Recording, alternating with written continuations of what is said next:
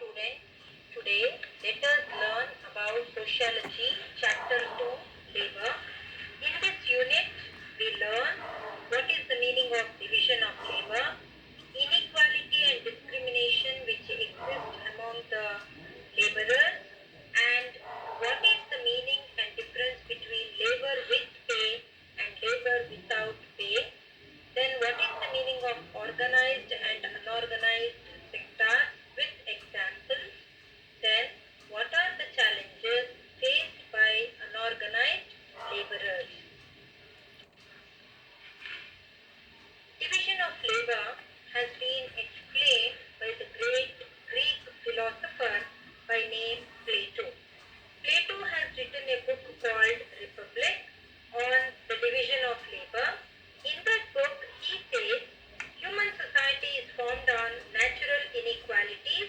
This natural inequality is based on division of labor.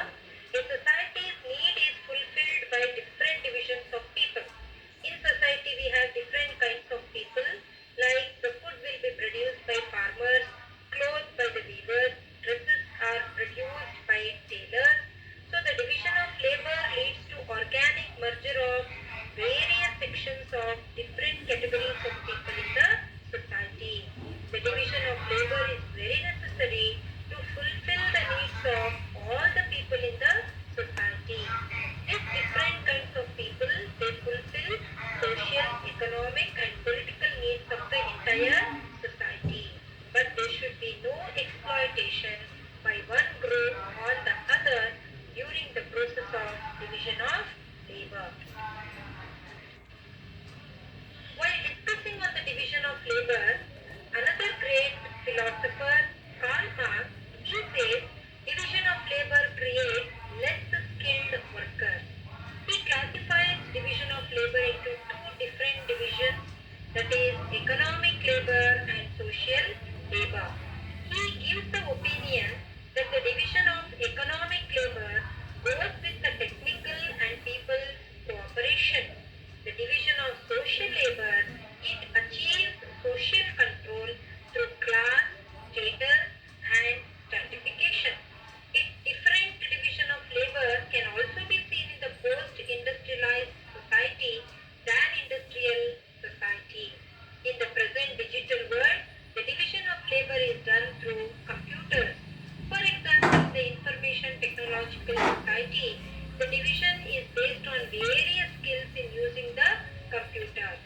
As we consult different doctors for different ailments or the problems, even the computer technicians are consulted for various aspects of information technology related issues.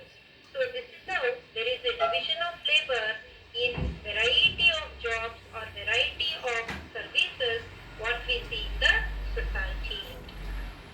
Now let us try to understand what is the meaning of specialization. Specialization means skilled in particular field.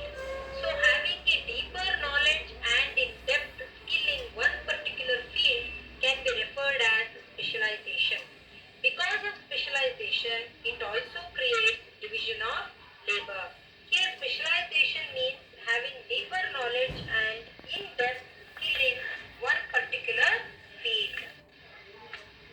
Now let us see how this division of labor has helped in various ways.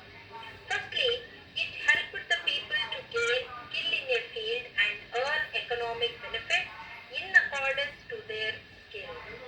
Due to economic interest and division of labor, class system has emerged. Since division of labor is found widespread in accessibility, even in business and even in industrialization, that is the reason various sectors have emerged in the society. As a result of all this, few people could invest more and more in one particular area and they also can earn more profit. There is a table in your textbook, page number 87, on the division of labor, how it depends upon the various categories. Now let us see what is the important inequality which we see in the employment and in the labor.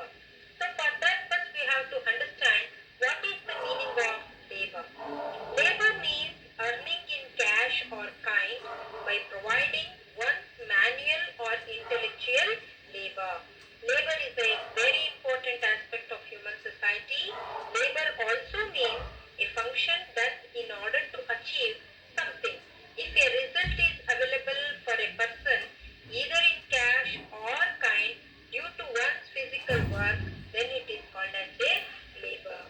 With the emergence of divisions or stratification in the division of labor, inequality also started in the society. Therefore, in the Indian context, we can say that labor has not remained only an economic activity. Labor has become part of social structure with inequality. So, the labor in India has been mixed with gender, caste, region, and also in the religion. This has resulted in various forms of inequalities. In the Indian society, we can see if a person moves upwards with his status and role, his power and income also automatically rises. Suppose if a person achieves higher status, naturally his income will also increase and his status will also increases to a greater extent. Now, let us see what is the different kinds of discriminations which we see in our society. Any labor that goes against dictum, equal labor, equal pay, can be termed as inequality in labor.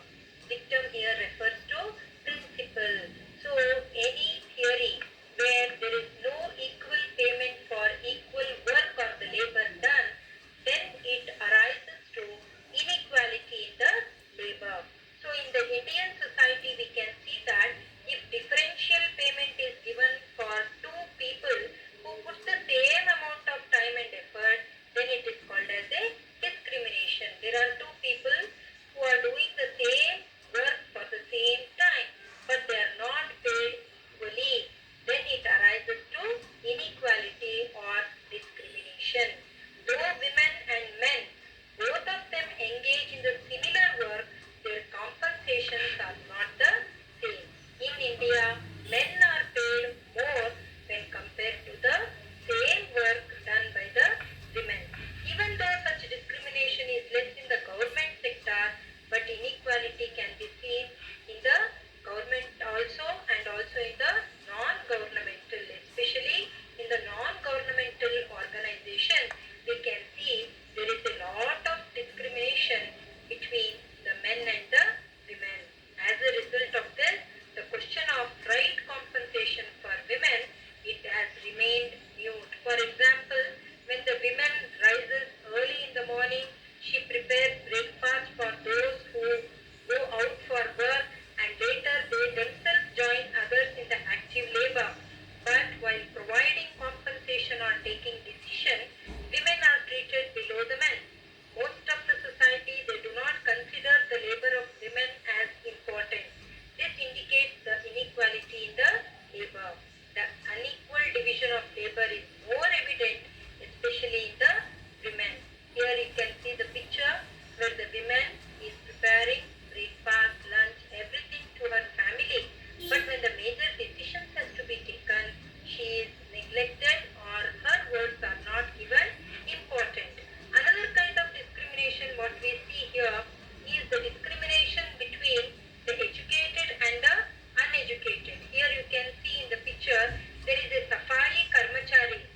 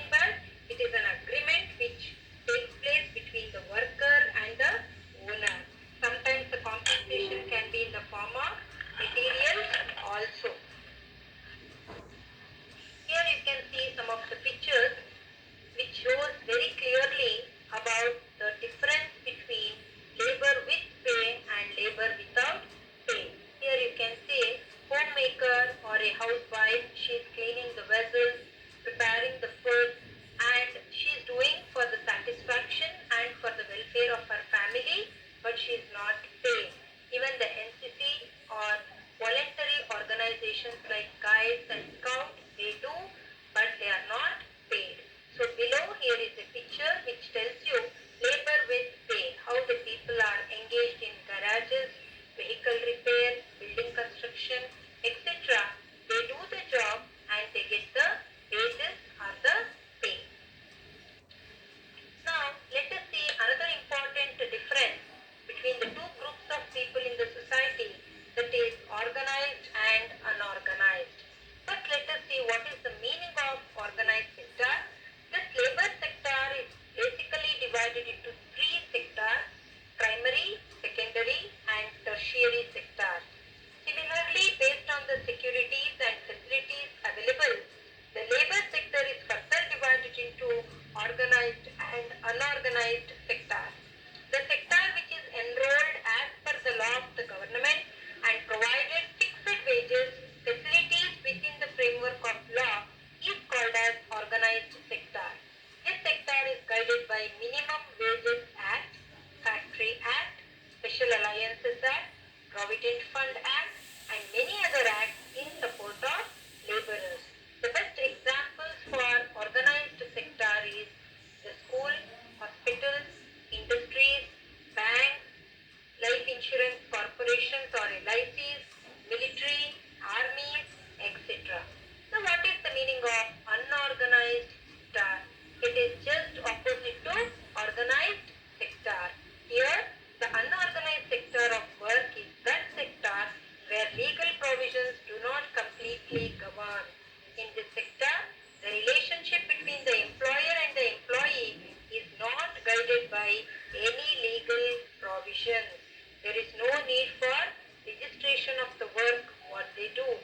The very best example for unorganized sector is construction workers who do the job, then loading and unloading the goods by the workers. There are so many landless laborers, small and marginal farmers, fishermen, BD workers, mine workers, etc. In your textbook, page number 90 and 91, there are pictures which will highlight and show you how there is a difference between organized and unorganized sector. Come, let us see the pictures which will show us very clearly which categories of people belong to organized workers. So here you can see the bank officials or bank people, police department, teacher teaching the students and the hospitals where the patients are treated. They are all the different sectors which come under organized workers. Now here are some pictures which will tell us the main categories of people who belong to unorganized workers. So here you can see a farmer who is doing or who is spreading the insecticides to his field. So even they come under unorganized workers.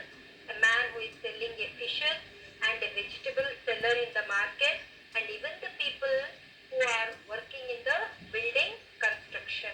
They are all the best examples for unorganized workers.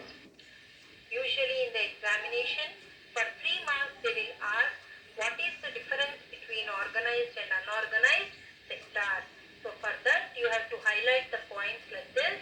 Organized sector, usually they are guided by Minimum Wages Act, Factory Act, Special Alliances Act and Provident Fund Act, etc. All this is applicable only to organized sectors and they have to take the permission of the government before it begins their function, and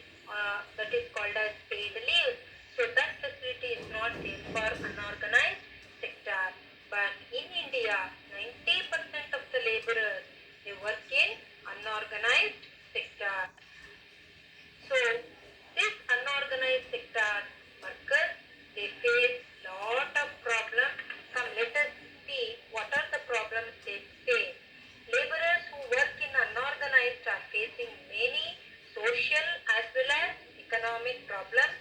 They do not have any fixed work schedule.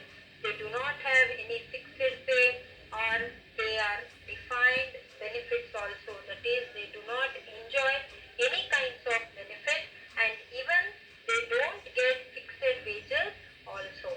Among the different problems, first problem is migration. In the book Food Losses, a study of circular migration is done in this book. As per that book, it studies the labor of people working in unorganized sector. It studies the inevitability, that is, compulsion of the people to migrate from their place living to place working is studied in this. That is, there is a compulsory for the people to migrate or to go from one place to another in search of the job. Migration is one of the main features of this unorganized sector. Laborers of unorganized sector, they migrate or they move from one place to another in search of work.